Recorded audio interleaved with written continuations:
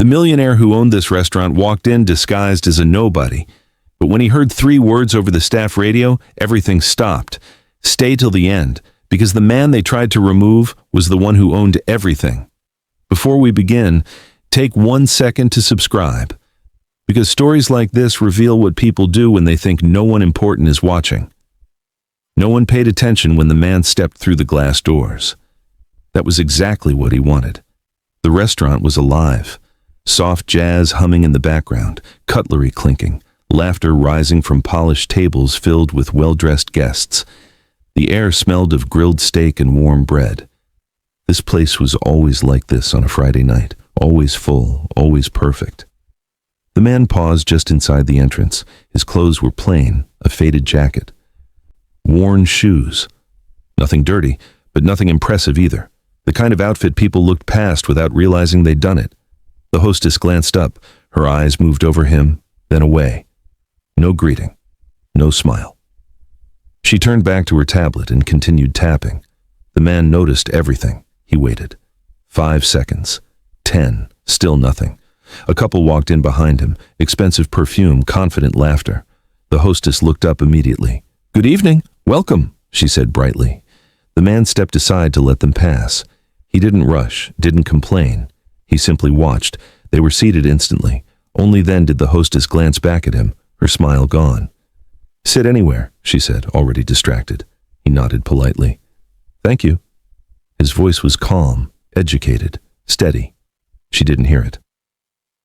He walked toward the far corner of the restaurant, the least desirable table, the one near the service door, the one people only used when the place was overcrowded. He sat down. From this seat he could see almost everything. The open kitchen, the bar, the servers rushing back and forth, the manager standing near the counter, arms crossed, watching numbers on a tablet. The man folded his hands and looked around slowly. Every tile, every light, every employee. He knew this place better than anyone, after all. He built it. 10 years ago, this restaurant was just an idea scribbled on a napkin. Today, it was one of the most profitable dining spots in the city. Critics praised it, influencers advertised it, investors begged to buy into it, and yet tonight, no one knew who he was, not the hostess, not the servers, not the manager. That was the test. He glanced at his watch. 3 minutes passed, no menu, 5 minutes, still nothing. A waiter passed by twice without looking at him. The man leaned back slightly, his expression unreadable. He had expected indifference, but something about tonight felt different. As he sat there, invisible in the restaurant that carried his name, a quiet thought crossed his mind. What happens when power forgets kindness? He didn't know yet, but he was about to find out. And when he did, everything would change. The man remained seated, his back straight, his eyes calm. From the corner of the restaurant, he watched the rhythm of the place, how service flowed, how attention shifted, how certain tables became important while others faded into the background. His table had already faded. 10 minutes now. Still no menu. A young server rushed past him carrying 2 plates of food, nearly bumping into his chair. She didn't apologize. She didn't even notice him. He gently cleared his throat. "Excuse me," he said softly. The server stopped, half turning. Her eyes met his for a brief second, then flicked away. "I'll be right with you," she said quickly. She never came back. The man didn't sigh. He didn't frown. He simply noted it. In the past, he had obsessed over numbers, profit margins, food costs, expansion plans. But tonight, the numbers didn't matter. People did. He reached into his pocket and pulled out a folded notepad. He wasn't writing names. He wasn't writing complaints. He was writing observations. Table ignored after seating. Server dismissive. Hostess disengaged. Across the room, laughter erupted from a large group seated near the window. Wine glasses clinked. A waiter leaned in, smiling broadly, nodding enthusiastically. The contrast was sharp. The man's gaze shifted to the manager. The manager was in his mid-30s, well-dressed, confident, the kind of confidence that came from authority, not experience. He stood near the bar, speaking into a small radio clipped to his collar. "Table 12 needs refills," he said casually. "Kitchen, speed it up." His voice carried a certain tone, sharp, impatient. The man studied him carefully. This manager had been hired 6 months ago. On paper, his resume had been impressive, strong numbers, aggressive growth strategies, but paper never told the whole story. The man leaned back and waited. Finally, after nearly 15 minutes, a different server approached. Older, tired eyes, forced smile. "Sorry about that," she said, placing a menu on the table. "What can I get you to drink?" "Water's fine," the man replied. "Thank you." She nodded and hurried off. As she left, the manager's eyes landed on the man for the first time. They lingered. The manager frowned. He looked at the man's clothes, his posture, the empty table. Then he pressed the radio button. "Who sat that guy?" he muttered. The words were low, but not low enough. The man heard them. He didn't react. The manager took a step closer, pretending to adjust something on the counter. His gaze returned, colder this time. Another minute passed. The server returned with the water, no glass, just a plastic cup. The man accepted it with a nod. "Thank you." The server hesitated, then whispered, "Sorry," before walking away. The man watched her disappear into the kitchen. Something was shifting now. The air felt tighter. Across the room, the manager spoke again into the radio, his voice clipped and irritated. "Keep an eye on that table."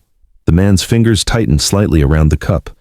This was no longer neglect, this was judgment, and judgment, he knew, had a way of revealing what people truly believed.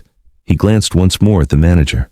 "Let's see how far you go," he thought. He had no idea that the next decision made tonight would cross a line that could never be uncrossed. The man didn't need to provoke anyone. All he had to do was exist. He lifted the menu slowly and scanned it, even though he knew every item by heart. He knew which dish had the highest margin, which one customers loved but chefs hated, which one was ordered most often by people trying to impress someone else. Tonight, none of that mattered. He closed the menu gently and waited. The manager's stare returned. This time, it didn't leave. From across the room, the manager tilted his head slightly, studying the man as though he were a problem that needed solving. Not a customer, not a guest, a problem. The man felt it immediately, the subtle shift when curiosity turns into irritation. The manager walked over. Each step was slow, deliberate, performative. He stopped at the edge of the table, not smiling, not greeting. His eyes swept over the man again, shoes, jacket, hands. "Can I help you?" the manager asked. The tone was sharp, defensive. "Yes," the man replied calmly. "I'd like to place an order when someone is available." The manager raised an eyebrow. "You've been sitting here a while?" "Yes," the man said simply. The manager glanced around, as if seeing the restaurant for the first time. Then he exhaled through his nose. "We're very busy tonight." "I can see that," the man replied, still polite. The manager's jaw tightened. "Well, you'll need to be patient," he said. "This table isn't exactly—" He stopped himself, then waved a hand vaguely. "Priority." The word hung between them. Priority. The man looked up at him. "I see," he said. For a moment, the manager seemed unsettled by how calm the man was. No anger, no embarrassment, no pleading, just steady eye contact. The manager straightened. "Are you dining alone?" "Yes." The manager nodded once as if confirming something in his mind. "Then I'll be honest," he said quietly. "This might not be the best place for you tonight." The man tilted his head slightly. "Why is that?" The manager didn't answer immediately. He looked around again, lowering his voice. "We cater to a certain clientele." The implication was clear. The man's fingers rested flat on the table now. His voice remained even. "I only came for a meal." The manager leaned closer. "And I'm trying to run a business." There it was. Power, flexed softly, wrapped in politeness. The man nodded. "Understood." That response caught the manager off guard. No argument, no raised voice, just acceptance. The manager stepped back, clearly irritated that the interaction hadn't gone the way he expected. "I'll see what I can do," he said, already turning away. As he walked back toward the bar, the manager pressed the button on his radio. His voice was low, but the dining room had grown quiet between songs. "Watch that guy," he said. "I don't like the way he's sitting." The man heard every word. He didn't flinch, but inside something hardened, because now it wasn't about service, it wasn't about a meal, It was about how quickly authority decided who deserved respect and who didn't. The man folded the menu and placed it neatly on the table. He had given them patience. He had given them grace. The next move would be theirs. And if they chose wrong, they would regret it for a very long time. The man sat quietly, but the room no longer felt the same. Something invisible had shifted. The server who had apologized earlier peeked out from the kitchen. Her eyes met his for half a second. There was hesitation there, fear, maybe, or guilt. She looked away quickly. Minutes passed. No one approached his table. Instead, he felt it, the watchfulness, the glances, the unspoken decision that had already been made about him. The manager stood near the bar again, arms crossed tightly now. He wasn't watching the dining room anymore. He was watching the man. A couple at the table beside him leaned closer together. The woman whispered something. The man followed her gaze toward him. The millionaire noticed how easily suspicion spread, like a quiet infection. He lifted his cup and took a small sip of water. The manager pressed his radio. "Why is he still here?" he asked, irritation seeping into his voice. A response crackled back, too low to hear. The manager sighed and shook his head. He walked toward the man again, but this time his posture was different, firmer, less polite. "Sir," he said, standing over the table, "I'm going to need to ask you something." The man looked up. "Yes?" "What exactly are you doing here?" The question landed heavy.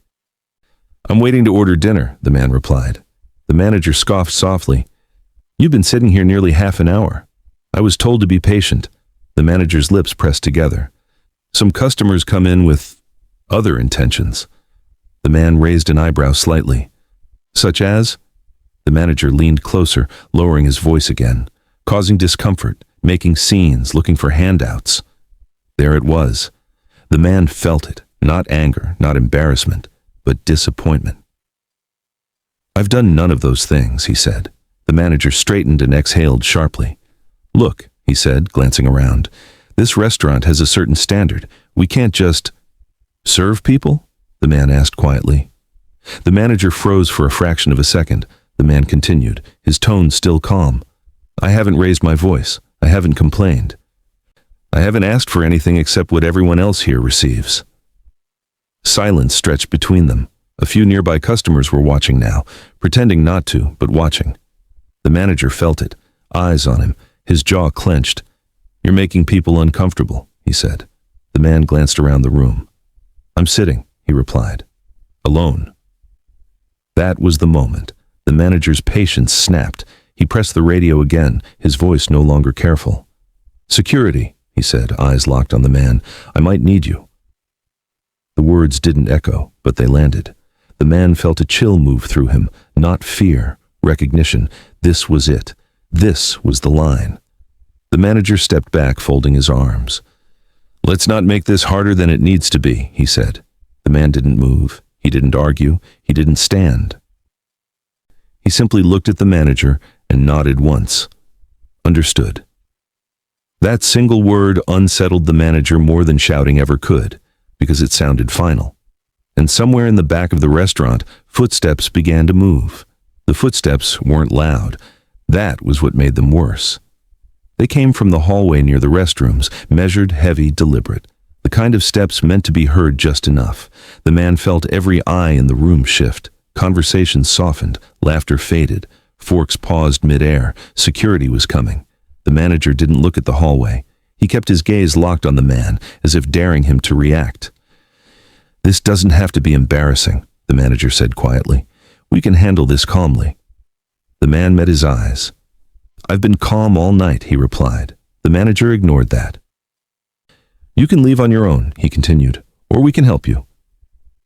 The word help sounded nothing like help.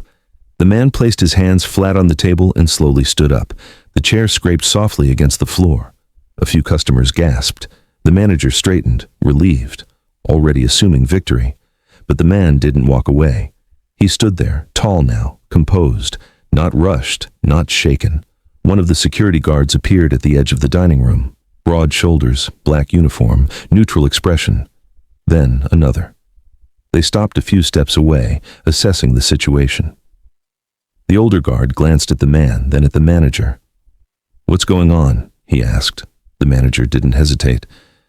This gentleman has been causing discomfort, he said, refusing to cooperate.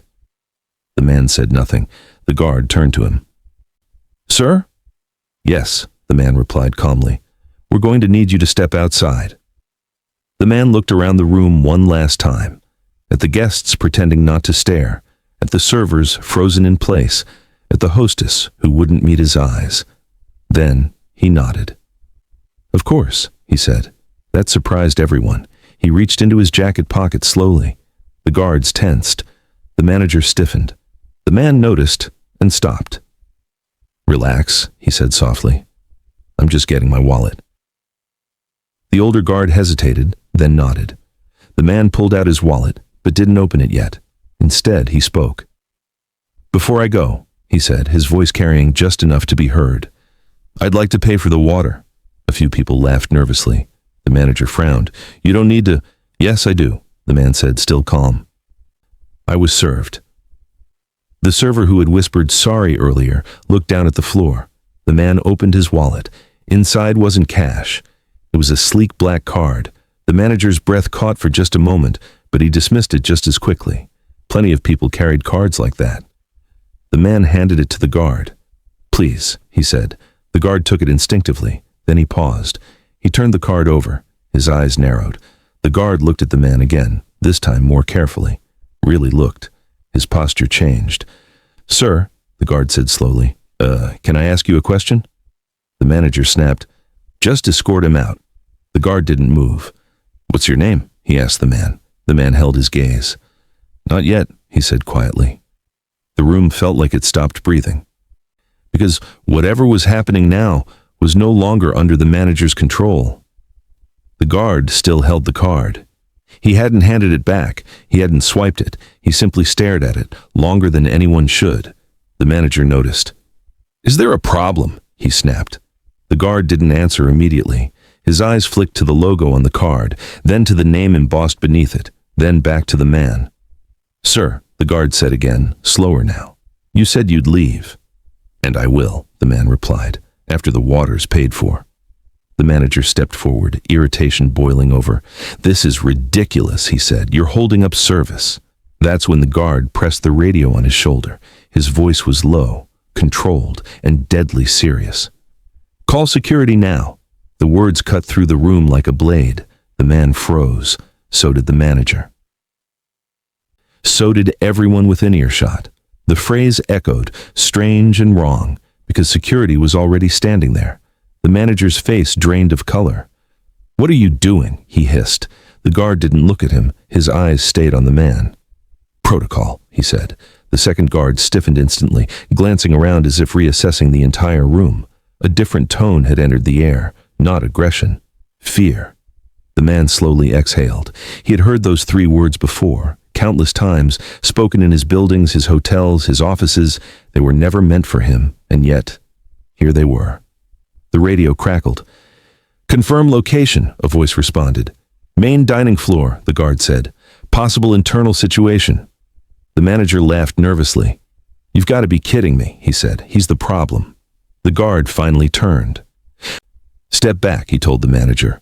The command wasn't loud, but it wasn't optional. What? The manager snapped. Now! The manager hesitated, then complied, taking a step back. The man remained perfectly still. Customers began murmuring openly now. What's happening? Is this a mistake? Why are there more guards?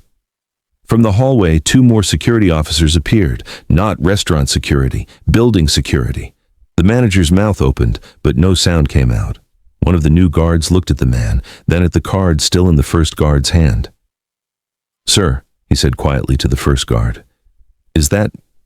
The guard nodded once. The man finally spoke. Please, he said gently, let's not do this here. The guard swallowed. Yes, sir. That single word landed heavier than any accusation. Sir. The manager staggered slightly. What did you just say? He demanded. No one answered him, because in that moment the truth was pressing in from every side, and the reveal, long delayed, carefully controlled, was seconds away. Silence fell in layers. Not the comfortable silence of a fine restaurant, but the heavy kind. the kind that presses on your ears and makes every breath sound too loud. The manager looked around, confused. 4 security officers now stood in the dining room. None of them were touching the man. All of them were watching him. "Why are there more guards here?" the manager asked, forcing a laugh. "This is unnecessary." No one laughed with him. The older guard finally handed the card back to the man, using both hands. "Apologies, sir," he said quietly. The man accepted it with a small nod. "Thank you." That was it. No anger, no shouting, no threat. And somehow that made it worse. The manager's voice cracked slightly. "What's going on?" he asked again, louder this time. "Why is everyone acting like this?" A nearby customer leaned forward, whispering, "Do you know who that is?" The manager snapped his head toward the voice. "What?" The guard stepped forward, positioning himself subtly between the manager and the man. "Sir," the guard said to the manager, "I'm going to need you to lower your voice." The manager stared at him in disbelief. "You work for me." The guard didn't hesitate. "No," he said, "I don't." That single sentence sucked the air out of the room. The man finally spoke. "I never wanted to do this publicly," he said, his voice steady and calm. "But I won't allow it to go any further." He reached into his jacket again, this time without hesitation, and removed a folded document. He placed it on the table. Slowly. Deliberately. "Open it," he said. The manager didn't move. The guard nudged the document closer to him. The manager's hands trembled as he unfolded it. His eyes scanned the page once, then again. His face drained completely. That's not possible," he whispered. The man met his gaze. "It is," he said. A murmur rippled through the dining room. "What is it? Is he famous? Why does he look so calm?" The manager looked up, panic rising fast now. "You didn't tell me," he said. "No one told me." The man's voice lowered. "They weren't supposed to have to." He gestured gently to the room. This place was meant to run on dignity. The manager's knees weakened. "Please," he said, barely audible now. The man shook his head once. "Please," the manager tried again. The man leaned closer, just enough. "You had a choice," he said quietly. "Several of them." The manager swallowed hard. The truth was no longer hidden. It was standing in front of everyone, and in the next moment, the man would finally say his name. The man straightened slowly. Every eye in the room followed him. "I didn't come here tonight as a customer," he said, "and I didn't come as a stranger." His voice wasn't loud, but it didn't need to be. "I came as the person who built this place." A hush rippled across the dining room. The manager shook his head immediately. "No," he said. "No, that's not—" The man met his gaze. "My name is Daniel Mercer." A sharp intake of breath swept through the room. Daniel Mercer. The name hung in the air like a verdict. One of the servers dropped a tray. It clattered to the floor, shattering the silence. The hostess covered her mouth. The guard nodded once, respectfully. "Yes, sir," he said again. The manager stumbled back a step. "That's impossible," he whispered. You don't look like—" "Like money?" Daniel finished calmly. The manager's mouth opened, closed. Daniel continued. "I own this restaurant," he said. "Every table, every chair, every job in this room." A murmur surged. Shock, disbelief, realization. A woman near the window whispered, "That's him. I've seen his picture." Another voice chimed in. "He's the founder." The manager's knees buckled. One of the guards caught his arm, steadying him. "I didn't know," the manager pleaded. "I swear, I would never." Daniel raised a hand. "Stop," he said. The room went silent again. "You don't apologize when you're kind," Daniel continued. "You apologize when you're caught." The words cut deep. Daniel looked around the room slowly. "I sat here for nearly an hour," he said. "I watched who mattered and who didn't." His gaze returned to the manager. "And you decided." The manager shook his head frantically. "I was protecting the brand," he said. "The atmosphere." Daniel smiled sadly. "No," he replied. "You were protecting your comfort." He turned to the guards. "Please escort him out," Daniel said. "Effective immediately, he no longer works here." The guards nodded. The manager's face collapsed. "Please," he whispered one last time. Daniel didn't look at him. As the guards led the manager away, Daniel turned to the staff. "This is not a punishment," he said. "It's a correction." He glanced at the older server. the one who had whispered, "Sorry." She froze. "You," Daniel said gently. "Thank you." Her eyes filled with tears. The room was still processing the moment, but Daniel wasn't done yet, because firing one man was only the beginning. Daniel remained standing as the doors closed behind the manager.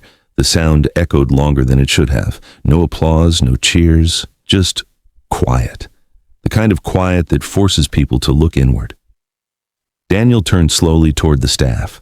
Dozens of eyes met his, some wide with shock, others heavy with fear, a few wet with regret. "I didn't plan to speak tonight," he said, "but I think I owe you honesty." He gestured toward the table where he had been sitting. "I chose that seat for a reason," he continued. "It's the one no one wants. The one closest to the noise, the one furthest from attention." A few servers nodded unconsciously. "I wanted to know what happens when someone sits there." He paused. "And now I know." Daniel walked a few steps, stopping near the bar. "I saw impatience," he said. "I saw fear. I saw judgment." His eyes softened. "But I also saw something else." He looked toward the older server again. Kindness, quiet, tired, and almost hidden. The woman wiped her eyes. Daniel turned to the rest of the room. "This restaurant was built on the idea that everyone who walks in matters," he said. "Not because of what they wear, not because of what they spend." He placed his hand on the counter. "But because they're human." A customer cleared his throat. I'm sorry," the man said awkwardly. "I didn't say anything." Daniel nodded. "That's part of the lesson too," he said gently. The words landed. People shifted in their seats. Daniel continued. "When people believe no one important is watching, they reveal who they really are."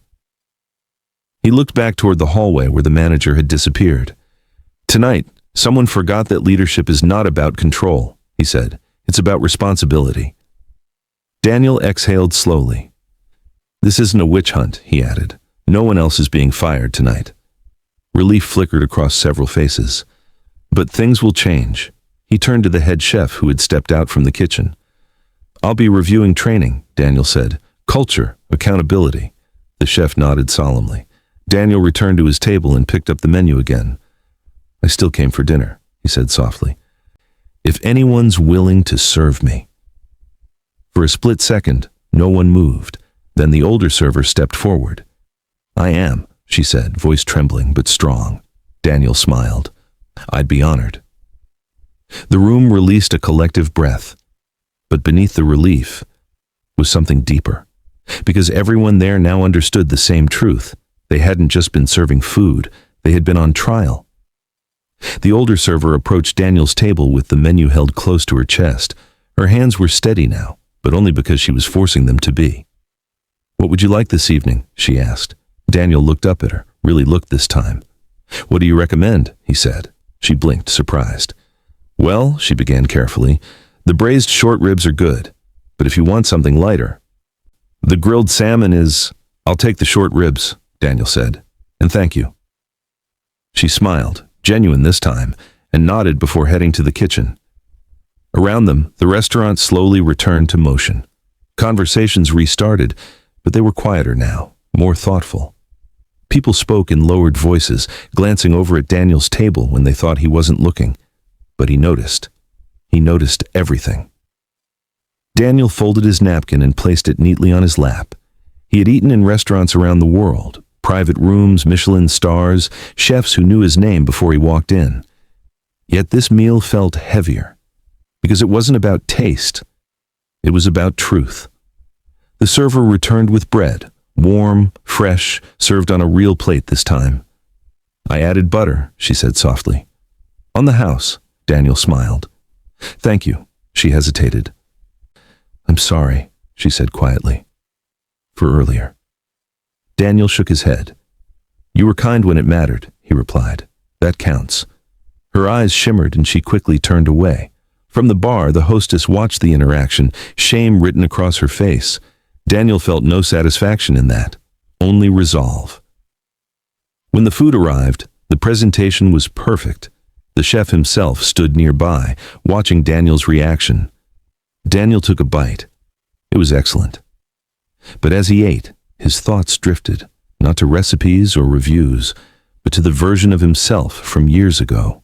The man who once stood outside restaurants just like this one, wondering if he belonged inside. The man who had promised himself that if he ever built something, it would be different. Daniel set down his fork. He had learned something tonight, not about his business. About people, and about how easily comfort could turn into cruelty when unchecked. As the server refilled his water, Daniel spoke again. "When your shift ends," he said, "please see me." She stiffened slightly. "Yes, sir." Daniel finished his meal slowly, because once dinner ended, real change would begin. The restaurant began to empty. One table at a time, guests paid their bills and left, some glancing back, others whispering as they stepped outside, already replaying the night in their minds. Daniel remained seated long after his plate was cleared. The older server wiped down a nearby table, stealing nervous glances in his direction. She'd been serving for years, Daniel could tell. The quiet efficiency, the way she anticipated needs without hovering. When her shift finally ended, she approached his table slowly. "You asked to see me," she said. "Yes," Daniel replied, standing. She stiffened, expecting judgment. Instead, Daniel extended his hand. "My name is Daniel." She hesitated, then shook it. "Maria," she said. "Maria," Daniel repeated. "How long have you worked here?" 4 years, she replied. "Longer than most." "And why do you stay?" She thought for a moment. "Because people need places to belong," she said. "Even if they don't realize it." Daniel nodded. "That's why I built this restaurant," Maria swallowed. "I almost quit tonight," she admitted, "when I saw what was happening." "What stopped you?" Daniel asked. She shrugged. "I didn't want him to think everyone was the same." Daniel felt something tighten in his chest. "That matters," he said quietly. He reached into his jacket and pulled out a small card. Not a credit card this time, but a simple business card. "I'd like you to meet with me tomorrow," he said, "if you're willing." Her eyes widened. "For what?" "For a conversation," Daniel replied, "about leadership." Maria blinked, unsure whether to laugh.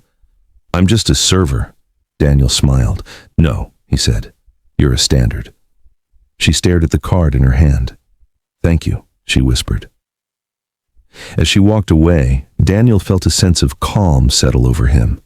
But outside the restaurant, the night was far from over, because someone had recorded everything. And by morning, the story would no longer belong to the people in that room. Daniel woke before sunrise, not because of noise, not because of regret, because his phone wouldn't stop vibrating. He sat up slowly, already sensing what had happened. Dozens of notifications filled the screen. Missed calls, messages, emails stacked on top of one another. One subject line stood out immediately. "Have you seen this video?" Daniel opened the link. The footage was shaky but clear enough. Him, the table, the manager, the guards, and then the moment. The voice over the radio. "Call security now." The clip cut just before the reveal, freezing the tension perfectly. Whoever posted it knew exactly what they were doing. Daniel scrolled. Millions of views, thousands of comments, people arguing, people guessing, people furious. This is how they treat people they think are poor. The manager should be banned from ever working again. "Wait until you find out who the guy really is." Daniel exhaled slowly. The truth had escaped the walls. His assistant called moments later. "It's everywhere," she said. "News outlets are picking it up. They know it's you." Daniel closed his eyes briefly. "I didn't want this," he said. "I know," she replied, "but it's happening." By mid-morning, reporters camped outside the restaurant. Social media had identified the manager within hours. His name trended alongside the restaurant's. Some praised Daniel as a hero. Others accused him of staging the whole thing. Daniel watched silently. He knew better than to argue with the internet. Across town, in a small apartment, the fired manager sat staring at his phone. His inbox was a battlefield. Messages from strangers, former colleagues, family members demanding answers. He replayed the night again and again. Every word, every look. He hadn't thought he was doing anything wrong. That realization hurt the most. Back at the restaurant, staff gathered for an emergency meeting. Fear hung heavy in the air. Some cried, some defended themselves, some said nothing. And Maria watched from the doorway, clutching the business card in her hand. She hadn't slept either, because she understood something now that the internet didn't. This wasn't about humiliation, it was about exposure. And the question that lingered over everyone, online and off, was the same. What happens next? Daniel stood in his office overlooking the city, the same city that had watched the video all night. His assistant placed a tablet on the desk. "They're ready whenever you are," she said. Outside, cameras waited, reporters murmured, social media refreshed by the second. Daniel didn't rush.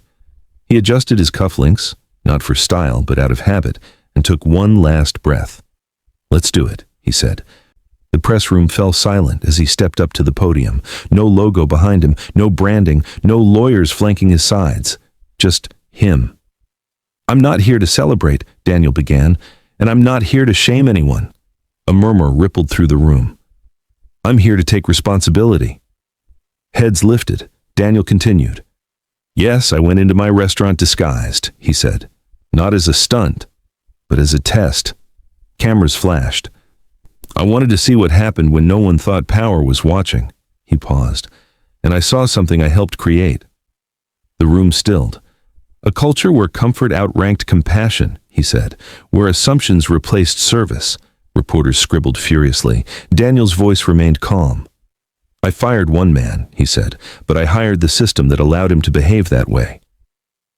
That sentence spread online within minutes. Daniel leaned forward slightly. "So this isn't an ending," he said. "It's a beginning."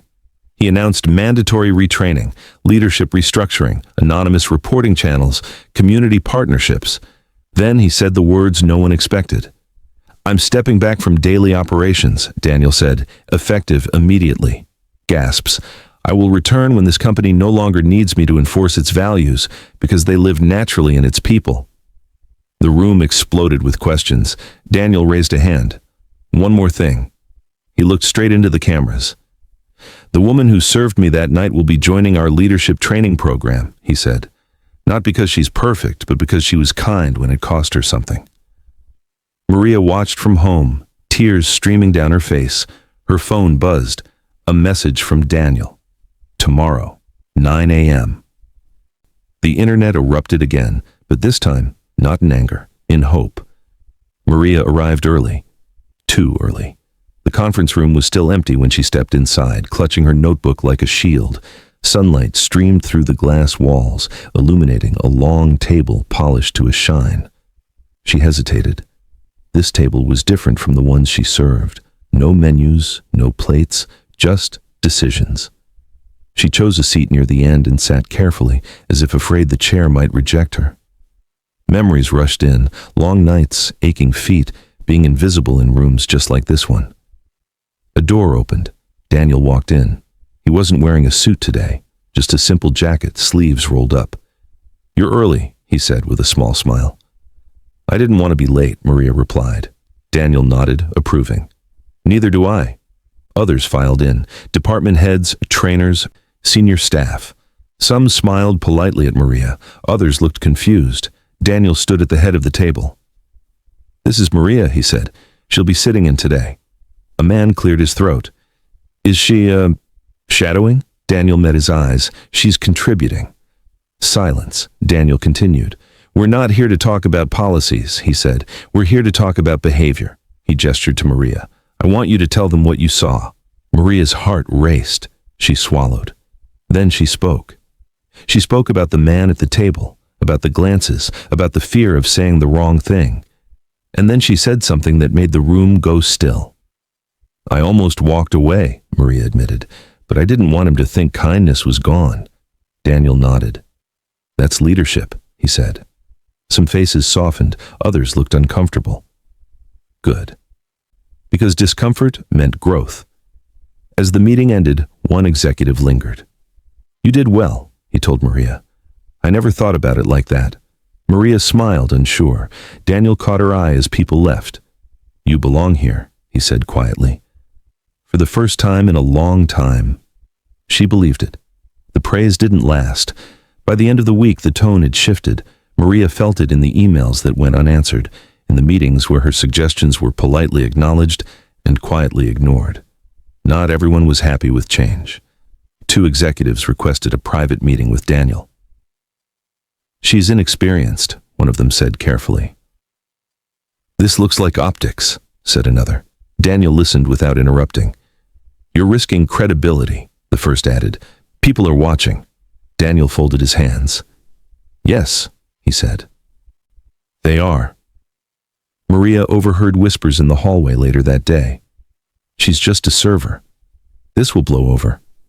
He'll come back to normal." That night, Maria sat alone in her apartment, staring at the notebook on her table. Maybe they were right. Maybe she didn't belong. Her phone buzzed, a message from Daniel. "Meet me at the restaurant, after hours." When she arrived, the place was empty, lights dimmed, chairs stacked. Daniel stood by the same corner table. "Sit," he said. She did. "I'm going to ask you something," Daniel said, "and I need an honest answer." Maria nodded. "Do you want this?" She hesitated. "I'm scared," she admitted. "But yes," Daniel smiled. "Good." He gestured around the room. "This place didn't fail because of one bad manager," he said. "It failed because too many people stayed silent." He looked at her. "I need someone who remembers this seat." Maria felt her spine straighten. "I do," she said. Daniel nodded. "Then the pushback doesn't matter." Because now, the fight wasn't about position, it was about principle, and principles always attract resistance. The meeting room was full, too full. Executives lined one side of the table, laptops open, arms crossed. The atmosphere was professional, but tight. This wasn't a brainstorming session. It was a test. Daniel sat quietly at the head of the table, saying nothing. That alone made people uneasy. Maria sat midway down, notebook open, pen resting between her fingers. Her heart beat faster than she wanted it to. The conversation moved quickly. Numbers, reputation management, public sentiment. Then, one executive said it. "We need to move past this," he said. "The story has served its purpose." Maria felt her chest tighten. Another added, "Dragging it out only keeps the wound open." Daniel still said nothing. Silence stretched. Maria looked down at her notes. Then she remembered the table. The water in a plastic cup. The radio crackle. The 3 words. She raised her hand. The room paused. Some looked surprised, others irritated. "Yes?" an executive said, forcing a smile. Maria swallowed. "I don't think the wound is open," she said.